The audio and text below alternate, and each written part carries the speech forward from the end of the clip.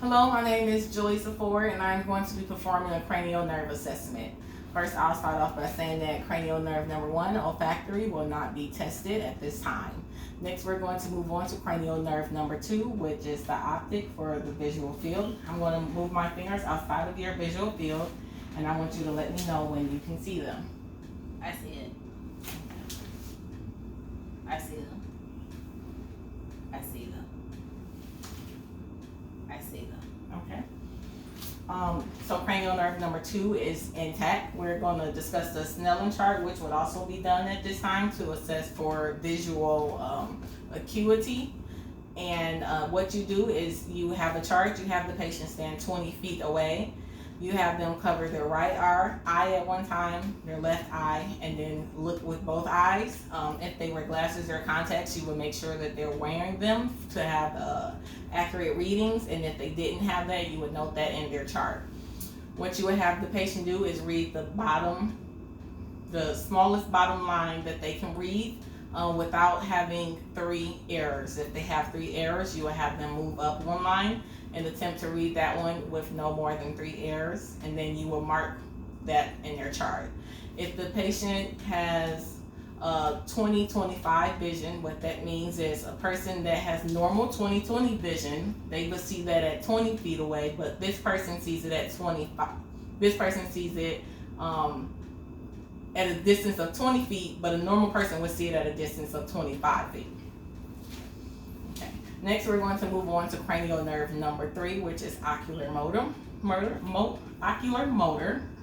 And I'm going to just move my finger up and down. I want you to keep your head straight, and just move your eyes.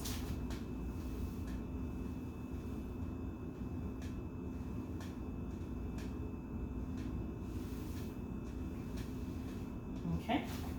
And next, we are also going to do Perla at this time.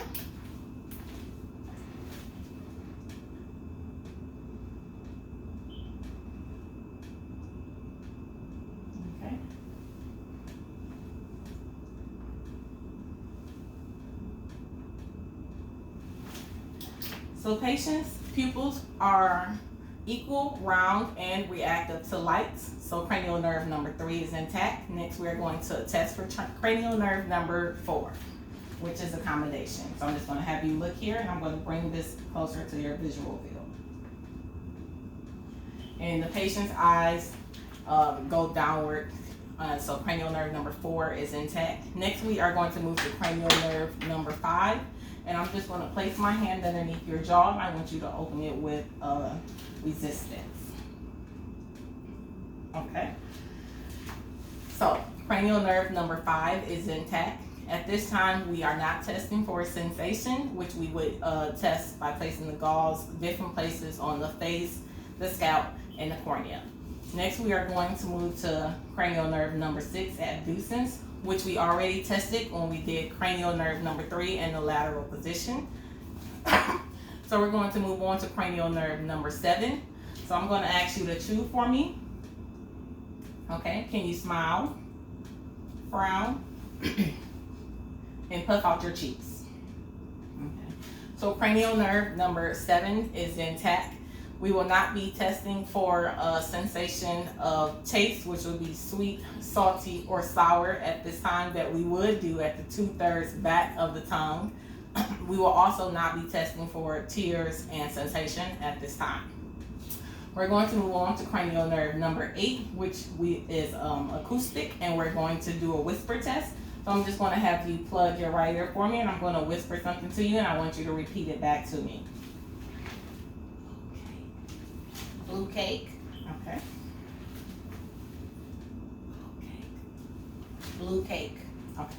So patient's 8th cranial nerve is intact. We will not be testing for equilibrium at this time, as we did that in the head to toe assessment with the gates.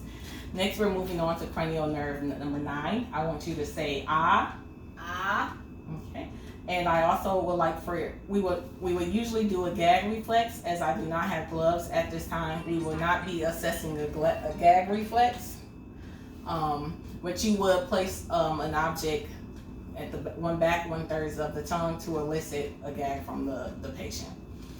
So we're going to move on to So cranial nerve number 9 is intact. We're going to move on to cranial nerve number 10. I just would like for you to state your full name for me and your birthday. Deborah Price. December the 1st, 1971. Okay. So patient's cranial nerve number 10 is intact because she is has no hoarseness on verbalization. And I'm also going to have you to swallow for me. Okay. So cranial nerve 10 is intact. Next, we're going to move on to cranial nerve number 11, spinal accessory, where I'm going to, again, place my hand against you, and I want you to press against the resistance.